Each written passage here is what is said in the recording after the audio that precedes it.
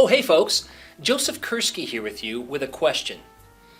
Where did you first learn about Geographic Information Systems, or GIS? Was it in a course at a university or a community college? Were you an undergraduate or a graduate student? Was it at a conference, or online, or maybe during a conversation with a relative or friend? Or did you first learn about GIS in primary or secondary school? For most people, the answer to that last question is no. But what if you had learned about geotechnologies way back in those early school days? Think of where you might be now if you had been using GIS since when you were, say, 10 years old. While the use of GIS in primary and secondary education, or K-12 education as it is referred to in some parts of the world, is still not commonplace, it is a growing phenomenon. This trend is not just turning heads in the USA, but also in Canada, Colombia, the UK, Taiwan, New Zealand, Australia, Germany, Belgium, Spain, Turkey, the UAE, Japan, and many other parts of the world. Why is GIS growing in schools? What are students doing with GIS, and why are educators interested in using GIS in primary and secondary schools? Well, GIS is increasingly seen as a tool that can help schools embrace the idea of teaching in interdisciplinary ways and in a manner that promotes problem solving, inquiry, and spatial thinking. Increase students' access to STEM, science, technology, engineering, and mathematics education. Connect students to meaningful careers, and help bring back fieldwork in a technologically rich way. Technical advancements have also helped increase in awareness of GIS in schools. Web-based tools such as ArcGIS Online and web mapping applications such as StoryMaps and 3D Scenes have greatly reduced the technological hurdles faced by the early adopting teachers who were using GIS beginning in the late 1990s and even, I would say, early 1990s.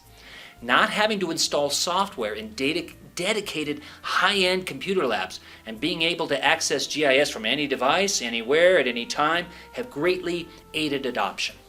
Perhaps most significantly is that GIS is slowly becoming written into national and state educational content standards. It is difficult to overstate the importance of being included in standards, folks. What is included is tested, and what is tested is taught. GIS implementation in primary and secondary education has been aided by other important developments as well. Providing free and open access to ArcGIS for every school in the USA and elsewhere was an important first step. The National Research Council's 2006 report, Learning to Think Spatially, made a strong case that spatial thinking needs to be taught frequently and rigorously at all levels of education. Building a community of educators who share ideas and best practices has been an ongoing effort of my own education team at Esri and by others over the past 25 years through webinars, networking in GeoNet, and elsewhere, contact at major educational conferences, and at the Esri Education GIS Summit held every summer, and through professional development events such as T3G, Teachers Teaching Teachers GIS. An increasing amount of data that educators could use as a result of the open data movement, manifested in such portals as the Living Atlas of the World, has been another important advancement. Easy-to-use field apps for the smartphone, such as Survey123, allow educators and students to collect data in the field, even on their own campus. Get out into the field!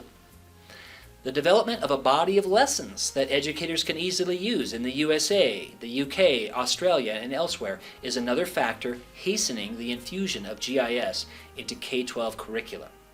Finally, the ability for educators and students to create multimedia web mapping applications such as StoryMaps provides a communications tool for students and an assessment tool for their instructors, and helps blaze trails to mapping in non-geography and non-STEM disciplines. Now let's chat for a bit about schools using GIS.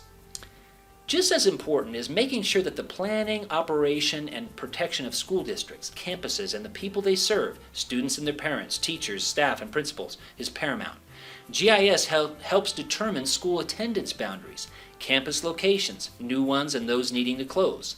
Efficient bus routes. Consider the task of routing 250 buses every day to pick up and drop off 10,000 kids, for example.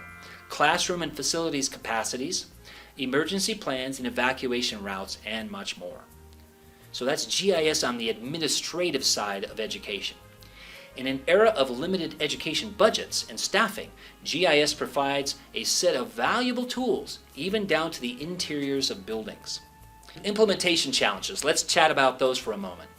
Despite these developments, challenges, I admit, still exist in implementing GIS in primary and secondary education. Since I worked for years at the U.S. Geological Survey, allow me to provide a geologic simile, a conglomerate. The cobbles and boulders in the conglomerate can be thought of as disciplines that are important to the geospatial industry, such as computer science, geography, mathematics, and others. Most of the general public could probably describe a little something about them to some extent. But geospatial technologies and spatial thinking, in my view, they're like the sand in that same conglomerate, right? Even for educators, these concepts are difficult to define and to grasp. It's sand, it slips through the fingers. What is being learned when students use GIS? Can these skills be tested? While difficult to grasp, geospatial technologies touch and are important to all of the disciplines represented by the cobbles and boulders. Because geospatial tech is by its nature interdisciplinary, it is challenging to sort of shoehorn it in to one specific course at the K-12 level, and this is one reason why it is not often taught or emphasized. But things are changing. In the USA, around 7,000 schools have an ArcGIS Online organizational subscription, in part thanks to a $1 billion grant that ESRI has provided. They make free ArcGIS Online accounts available to all U.S. elementary, middle, and high schools, as well as home schools. The software runs on cloud infrastructure provided by Amazon Web Services. While this represents less than 10% of the 110,000 schools that actually exist in the USA, the number of K-12 subscriptions is up tenfold from just a few years ago.